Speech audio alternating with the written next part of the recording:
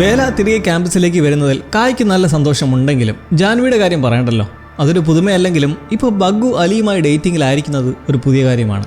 ഗ്യാങ്ങിലെ മറ്റുള്ളവർ ഇതറിയുമ്പോൾ അതിൻ്റെ കൂടെ തന്നെ അവൻ്റെ ഉമ്മ ആസ്മയും ഇക്കാര്യം മനസ്സിലാക്കിയിരിക്കുന്നു. പകൽ നടന്ന അഡീബ മാപ്പ് ചോദിക്കൽ സംഭവം അറിഞ്ഞ ഇവർ ബഗ്ഗു കൂടുള്ളത് നിനക്ക് എപ്പോഴും നല്ലതായിരിക്കുമെന്നൊക്കെ അതിനോട് യോജിക്കുമ്പോൾ അലിക്കറിയേണ്ടത് ഹോസ്പിറ്റലിൽ നിന്ന് മിസ്സിംഗ് ആയ കുട്ടിയെക്കുറിച്ചാണ്. അന്വേഷണത്തിൽ എന്തെങ്കിലും അറിയാൻ കഴിഞ്ഞെന്ന് തിരക്കുമ്പോൾ ഇറങ്ങിപ്പോകുന്നത് കണ്ട രണ്ടുപേരുണ്ട്. അതല്ലാതെ വേറെ പിടിവള്ളിയൊന്നും കിട്ടിയിട്ടില്ലെന്ന് നിൽക്കുന്നെങ്കിലും ആസ്മയുടെ മൈൻഡ് പറയുന്നത് അവൾ എന്തോ പ്ലാൻ ചെയ്യുന്നുണ്ട്. ആ പെണ്ണ് മീര ഇപ്പോൾ ആസ്മ പറഞ്ഞ പോലെ തന്നെ ഒരു പ്ലാനിൽ അവളുടെ അച്ഛൻ്റെ അടുത്തേക്ക് കൊണ്ടുവന്നിരിക്കുകയാണല്ലോ രൺവീറിനെ. സിദ്ധാർത്ഥ് അവനെ കണ്ടുടനെ പരമിൻ്റെ മകനല്ലേ എന്നൊക്കെ ചോദിച്ചിരുത്തി മാനിപ്പുലേറ്റ് ചെയ്യാൻ ശ്രമിക്കുകയാണ്. നിങ്ങളുടെ ഇപ്പോഴത്തെ ജനറേഷൻ ഞങ്ങളുടേതിനെ അപേക്ഷിച്ച് വളരെ സ്വാതന്ത്ര്യമുള്ളവരാണെന്നും തീരുമാനങ്ങൾ എടുക്കാൻ കഴിവുള്ള ഫ്രീ തിങ്കേഴ്സ് ആണെന്നും നീയും അങ്ങനെ തന്നെയല്ലേ എന്ന് രൺവീറിനോട് ചോദിക്കുമ്പോൾ അവൻ അതേ എന്ന് പറയുന്നതിലും ഇപ്പോൾ രൺവീറിനുള്ള പവർ ഉപയോഗിക്കാനുള്ള അനുമതി ഇല്ലാത്തതിലേക്ക് ഊന്നിയുള്ള ഒരു കുത്തുവാക്കാണത്. ഇങ്ങനെ ചുടിപ്പിച്ചുകൊണ്ടിരിക്കെ അവൻ ഇറങ്ങി പോകുന്നതും നിന്റെ ഉള്ളിലെ പവർ വെച്ച് ഭീരുവായി ഓടുവാണോ എന്ന് ചോദിക്കുന്നതും രൺവീറിന് ഞെട്ടൽ. അവൻ മനസ്സിലാക്കുവാണ് ഈ മുമ്പിൽ നിൽക്കുന്നയാൾ സാധാരണക്കാരനല്ലെന്ന്. എലമെന്റ്സിനെ പറ്റിയൊക്കെ ഗൃഹസ്ഥനാണെന്ന് മനസ്സിലാക്കി രൺവീർ പറയുന്നത് എൻ്റെ ഈ പവേഴ്സ് എല്ലാം ഇവിടേക്ക് എത്തിയേക്കാവുന്ന ഡാർക്ക് സൈഡ്സിനെതിരെ പോരാടാനുള്ളതാണെന്നാണ്. ഓ അപ്പോൾ ഞങ്ങളാണ് ആ ഡാർക്ക് സൈഡ്സ് എന്നും നീ ഇപ്പോൾ ഞങ്ങളെയാണ് ആക്രമിക്കേണ്ടതെന്ന് സീരിയസ് ആയി പറഞ്ഞിട്ട് ചോദിക്കുന്നത് ഞങ്ങൾ എന്തുകൊണ്ടാണ് ഡാർക്ക് സൈഡ്സ് എന്ന് വിളിക്കുന്നതെന്നറിയാവോ? പറയാം. കാരണം ഞങ്ങൾക്ക് നിയന്ത്രണങ്ങളില്ല, കാഴ്ചപ്പാടുകൾ വേറെയാണ്. നിങ്ങളെ അപേക്ഷിച്ച് ഞങ്ങളുടേതായ സ്വാതന്ത്ര്യവും.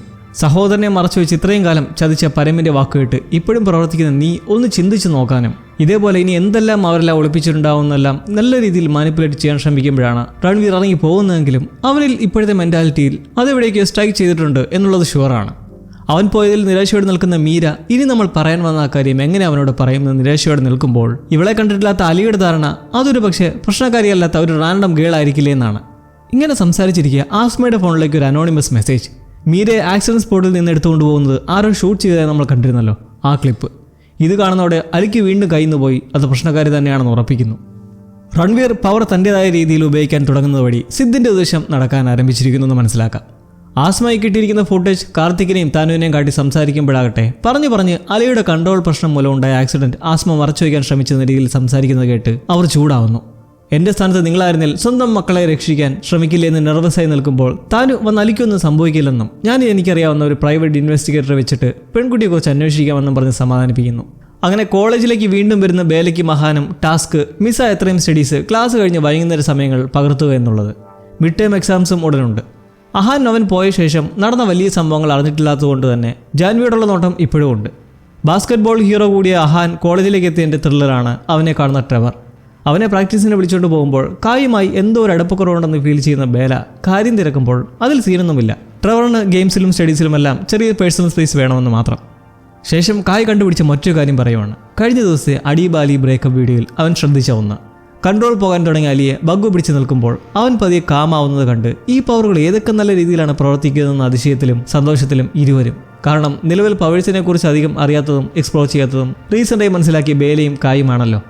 അഹാനെ വീണ്ടും കോളേജിൽ കാണുന്ന അലിക്കും സന്തോഷമായി. അവൻ കാത്തുവെച്ചിരുന്ന അഹാന്റെ നെയിമിലുള്ള ജേഴ്സി നൽകി വരുന്ന ചാമ്പ്യൻസ് ട്രോഫി ടൂർണമെന്റിനെ കുറിച്ചൊക്കെ പറയുന്നതിലും അവന് ഒരു പരിഭവം എന്താണെന്ന് വെച്ചാൽ രൺവീർ ഇനി എങ്ങനെ പെരുമാറുമെന്നാണ് ഒരുമിച്ച് ടീമിൽ നിൽക്കുമ്പോൾ. കാരണം മുമ്പ് പരമന്റെ വീട്ടിൽ വെച്ച് വളരെ മോശമായ സംഭവങ്ങൾ നടന്നത് കണ്ടതാണ്. അതൊക്കെ നമുക്ക് കൈകാര്യം ചെയ്യുന്ന അലി അവനെ കൂളാക്കുമ്പോൾ പ്രാക്ടീസിന് പോകുന്ന രൺവീറിന്റെ മുന്നിൽ ബേലയും വീണ്ടും സമാനം കളയാൻ എത്തിയോന്നും മുമ്പിൽ കണ്ടുപോകരുതെന്നൊക്കെ ഇരുവരും കൊമ്പുകോർത്ത് തമ്മിലെ പ്രശ്നം വീണ്ടും രൂക്ഷമാകുന്നു. അങ്ങനെ പോയിക്കൊണ്ടിരിക്കുക ബഗ്ഗുവും അലിയും നല്ലൊരു ഹെൽത്തി റിലേഷൻഷിപ്പിലേക്ക് നീങ്ങിക്കൊണ്ടിരിക്കുന്നു. മമ്മിയുടെ മിസ്സിംഗ് പോസ്റ്റർ ഓൺലൈനിൽ ക്രിയേറ്റ് ചെയ്ത് അപ്ലോഡ് ചെയ്യുന്ന ബേല കാണുന്നത് അഹാനുമായി പരിചയപ്പെട്ടിരിക്കുന്ന പുതിയൊരു പെൺകുട്ടിയെ, താനിയ. അവളും ക്യാമ്പസിലേക്ക് പുതുതായി ജോയിൻ ചെയ്തതാണ്. താനിയുമായി സംസാരിക്കുന്ന വഴി ബേലയ്ക്ക് അവളെ മുമ്പ് എവിടെയോ കണ്ടുപോയൊരു ഡൗട്ട്.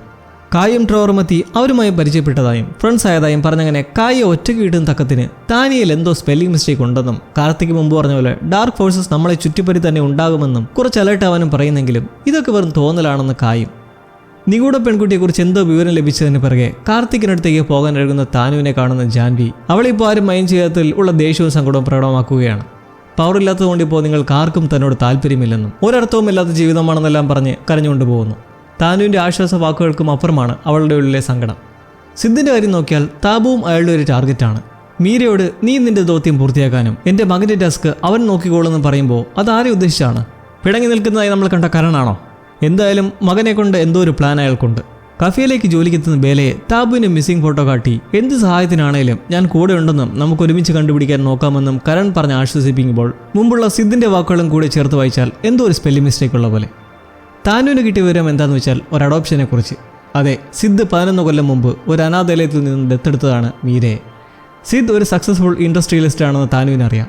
അയാൾക്ക് പഞ്ചഗിരിയിൽ കുടുംബപരമായ വസതിയുള്ളതായി കാർത്തിക്കിനും. കുറച്ചു കാലം മാത്രമേ ആയിട്ടുള്ളൂ തിരികെ പഞ്ചഗിരിയിലേക്ക് വന്ന് താമസമായിട്ടുള്ളത് എന്ന വിവരങ്ങൾ താനു നോക്കി പറയുമ്പോൾ കാർത്തിക്കിന് എന്തോ സംശയം തോന്നി. എപ്പോഴാണ് ഇവിടെ എത്തിയതെന്ന് ചോദിക്കുമ്പോൾ കഴിഞ്ഞ മാസം 16-ന്. അയാൾ ഉടൻ തന്നെ ഫൈൻഡിങ്സ് എടുത്ത് കഴിഞ്ഞ ഇതേ സമയത്തെ TV-യിലെ റിപ്പോർട്ട് കണ്ട ശേഷം ഒന്നുറപ്പിക്കുകയാണ്, അയാൾ ഡാർക്ക് ഫോഴ്സ് ആണ്. എങ്ങനെയെന്ന് ആസ്മ നിൽക്കുമ്പോൾ അതിൻ്റെ മറുപടി, കാർത്തിക് കോൺസ്റ്റലേഷനിൽ ഇപ്പോൾ മെല്ലെ വ്യാപിച്ചു വരുന്നത് കാണുന്ന ഇരുണ്ട മേഘാവൃതം പോലുള്ള സാന്നിധ്യം ആദ്യമായി കണ്ടതും ഈ ഒരു ദിവസമായിരുന്നു. ആസ്മയാകട്ടെ തനിക്ക് ആ ക്ലിപ്പ് വന്ന മെയിൽ ID ഡിപ്പാർട്ട്മെന്റിൽ ഒരു ഹാക്കറെ വെച്ച് കണ്ടുപിടിക്കാൻ ശ്രമിക്കാമെന്ന് നിൽക്കുമ്പോൾ ഇയാളെക്കുറിച്ച് കൂടുതൽ അന്വേഷിക്കണമെന്ന് പറഞ്ഞു നിൽക്കുന്ന കാർത്തികിന്റെ പേടി സിദ്ധ അവിടെ ഉണ്ടെങ്കിൽ എന്തെങ്കിലും ചെയ്യുന്നുണ്ടെങ്കിൽ കുട്ടികളുടെ അടുത്തേക്ക് എത്തുക വിദൂരമല്ല. അതേപോലെ തന്നെയാണ് ഇപ്പോൾ സംഭവിച്ചുകൊണ്ടിരിക്കുന്നത്. രൺവീർ വീണ്ടും മീരയ്ക്കടുത്തെത്തി കുറച്ച് സംസാരിക്കണമെന്നും പറഞ്ഞ് പുറത്തേക്ക് വിളിച്ചുകൊണ്ട് പോകുമ്പോൾ ബഗ്ഗുവും അലിയും കാറിൽ ഒരു റൊമാൻറ്റിക് ഡിന്നറൊക്കെ കഴിഞ്ഞ് ഓരോന്ന് സംസാരിച്ചുകൊണ്ട് വരുവാണ്. രൺവീർ മീരയുമായി വണ്ടിയിൽ കയറി പോകുന്നത് ഇവൻ കാണാനിടയാവുന്നു. മീരയെ കണ്ട് ഞെട്ടുന്ന അലി രൺവീറിന് എന്താണ് ഇവളുടെ കൂടെ കാര്യമെന്ന് പറഞ്ഞ് പെട്ടെന്ന് തന്നെ വണ്ടിയിൽ പോകുന്നവരെ ഫോണിൽ ക്യാപ്ചർ ചെയ്തിട്ട് നേരെ ആസ്മയെ വിളിച്ച് ഇപ്പോൾ അവർ കൂടി നിൽക്കുന്ന കാർത്തികിന്റെ വീട്ടിലേക്ക് എത്തുന്നു. താനു പ്രൈവറ്റ് ഡീറ്ററിനെ വിളിച്ചറിയിച്ച് ഇക്കാര്യം പറഞ്ഞ് ട്രേസ് ചെയ്യാൻ നിർദ്ദേശം കൊടുക്കുമ്പോൾ എന്നാൽ അലിക്ക് കുറ്റബോധം എന്താണെന്ന് വെച്ചാൽ ആക്സിഡന്റിന് ശേഷം അവനോട് നേരാൻ മണ്ടൊന്ന് സംസാരിക്കാൻ കൂടി പറ്റിയില്ല. അല്ലെങ്കിൽ നേരത്തെ തന്നെ ഒരു സൂചന കൊടുത്തേനെ ഇങ്ങനൊരു പ്രശ്നക്കാരി ഉണ്ടെന്ന്. ഇപ്പോൾ രൺവീറിനെ ഇങ്ങോട്ടേക്ക് വിളിച്ചു വരുത്തി സംസാരിക്കാമെന്ന് നിൽക്കുമ്പോൾ എന്നാൽ അവനിപ്പോൾ റെബൽ മൈൻഡ് ആയതുകൊണ്ട് തന്നെ അനുസരിക്കില്ലെന്ന് താനു. സ്ട്രെസ്സിലാവുന്ന അലിയെ പുറത്തു കൊണ്ടുവന്ന് ബഗ്ഗു സമാധാനിപ്പിക്കാൻ ശ്രമിച്ചിട്ട് അവരവരുടെ ഫസ്റ്റ് കിസ് നടത്തുന്നു. എന്നാൽ ചുംബിക്കുന്നതും പെട്ടെന്ന് തന്നെ അലിക്ക് ചുമ വന്നതെന്ന് വെപ്രാളപ്പെടുന്നത് കണ്ട് ബഗ്ഗുവും പേടിക്കുന്നു. ഫയർ ആൻഡ് വാട്ടർ ഓപ്പോസിറ്റ് ആയിട്ടുള്ള 2 എലമെൻറ്റ്സ്, അതിൻ്റേതായ എന്തോ പ്രശ്നമായിരിക്കുമെന്നും അത് നമുക്ക് കണ്ടുപിടിക്കാമെന്നൊക്കെ ടെൻഷനായിരിക്കുന്ന ബഗ്ഗുവിനെ കൂളാക്കി ആ സിറ്റുവേഷൻ അങ്ങനെ കഴിഞ്ഞു പോകുമ്പോൾ രാത്രി വീട്ടിലോരോന്ന് ആലോചിച്ചിരിക്കുന്ന ആസ്മയ്ക്ക് വീണ്ടും ഒരു അനോണിമസ് മെസ്സേജ്. ഫൂട്ടേജ് കണ്ട് ഉറക്കം പോയെങ്കിൽ ഒരു വഴിയുണ്ട്, നാളെ രാവിലെ 10 മണിക്ക് ഒരു തകർന്ന മില്ലിനടുത്തേക്ക് വരാൻ പറയുന്നൊരു സന്ദേശം. ആസ്മ കാർത്തികിനെ ഇത് അറിയിക്കാൻ ആലോചിക്കുന്നതിലും തൽക്കാലം ഇത് തനിക്കുള്ളിൽ തന്നെ ഇരിക്കട്ടെ എന്ന് തിരിച്ചു വരാമെന്ന് റിപ്ലൈ ചെയ്യുന്നു. കഫേയിൽ പരിപാടി തീർന്ന ശേഷം കരൺ ബേലെ സഹായിക്കാനായി ഹെൽപ്പിംഗ് പീപ്പിൾ എന്നൊരു വെബ്സൈറ്റിൽ താബുവിനെ കണ്ടുപിടിക്കാനായി പുതിയൊരു ക്യാമ്പയിൻ തുടങ്ങിയതായി കാണിച്ചു കൊടുക്കുന്നു. നോക്കുമ്പോൾ കാണാം കണ്ടുപിടിക്കുന്നവർക്ക് റിവാർഡും. ഇത് കാണുന്ന ബേല എൻ്റെ കയ്യിൽ കൊടുക്കാൻ പണമധികം ഇല്ലെന്നങ്ങനെ നിൽക്കുമ്പോൾ വിഷമിക്കേണ്ട, അത് ഞാൻ തന്നെ സ്പോൺസർ ചെയ്യാമെന്ന് പറഞ്ഞ കരൺ ബേലയെ സൈറ്റിലേക്ക് രജിസ്റ്റർ ചെയ്യിപ്പിച്ചങ്ങനെ അവരുടെ ഉള്ളിൽ ഒരു അഫെക്ഷൻ വരുത്തുവാണ്. രാത്രി കരണിന് മെസ്സേജ് അയക്കുന്ന ബേലയെ കാണുന്ന രൺവീറിന് ചൊരുക്ക്.